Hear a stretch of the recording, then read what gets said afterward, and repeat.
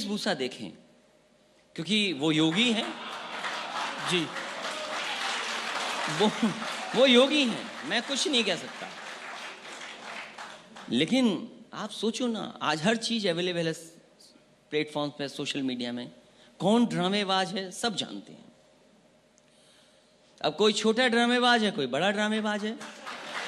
तो आप किसको छोटा ड्रामेबाज और किसको बड़ा ड्रामेबाज मानते हैं? ये मैं नहीं कहूंगा, ये जनता तय करेगी। क्योंकि आपने कहा और मुख्यमंत्री जी ने सदन में कहा, और सदन में ये भाषा नहीं होनी चाहिए। सदन में ये भाषा ठोकने वाली नहीं होनी चाहिए। सदन में भाषा के आपने कहा कि ऐसी भाषा अहंकार का सूचक है। बिल्कुल। अगर आप इस तरीके से विपक्ष को धमकाएंगे, विपक्ष की भूमिका उतनी ही जरूरी है लोकतंत्र में जितनी सत्ता की। आप विपक्ष की बात नहीं सुनना चाहते हैं, हम सुझाव भी तो दे रहे हैं, हम कोई सरकार को रोक तो नहीं रहे, लेकिन परवाह नहीं कर रहे हैं ये लोग विपक्ष की। और केवल यहां पर नहीं, दिल्ली में भी जब 3 किसानों के कानून पास किए गए, राज्यसभा में बहुमत नहीं था भारतीय जनता पार्टी का, उन्होंने तीनों कानून वहां से पास कराए। आज किसान सड़कों पर है, किसान नाराज है, तो सरकार क्यों नहीं वापस ले रही उन कानूनों को? लेकिन हम भाषा की मर्यादा की बात कर रहे हैं, तो नेता प्रतिपक्ष राम गोविंद चौधरी ने कहा कई आतंकवादी तो मुख्यमंत्री भी बन गए।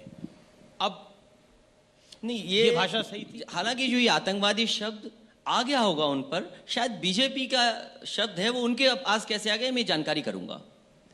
पर आपको ये लगता शब्द है कि बीजेपी का है? आपने क्योंकि सदन की भाषा की बात करी, हो क्या आपको सकता लगता है है भाषा की मर्यादा सदन में होनी चाहिए? होनी चाहे चाहिए। संसद हो चाहे विधानसभाएं हो। हाँ, मर्यादा होनी चाहिए, और जो पार्लियामेंट्री वर्ड्स हैं उसी का इस्तेमाल होना चाहिए। अगर हमारे लीडर ऑपोजिशन ने कुछ कहा है तो मैं जानकारी करूंगा जी। लेकिन ये आतंकवादी शब्द भारतीय जनता पार्टी का है, क्योंकि भारतीय जनता पार्टी अगर किसान की बात आए तो उन्हें आतंकवादी कह देगी, नौजवान अपनी अधिकार और अपनी बात रखेंगे तो उन्हें आतंकवादी कह देंगे, समाजवादियों को तो न जाने कितनी बार आतंकवादी कहा है, और हमारे लिए क्या कहा कि मुख्यमंत्री आवाज में आतंकवादी जाते थे।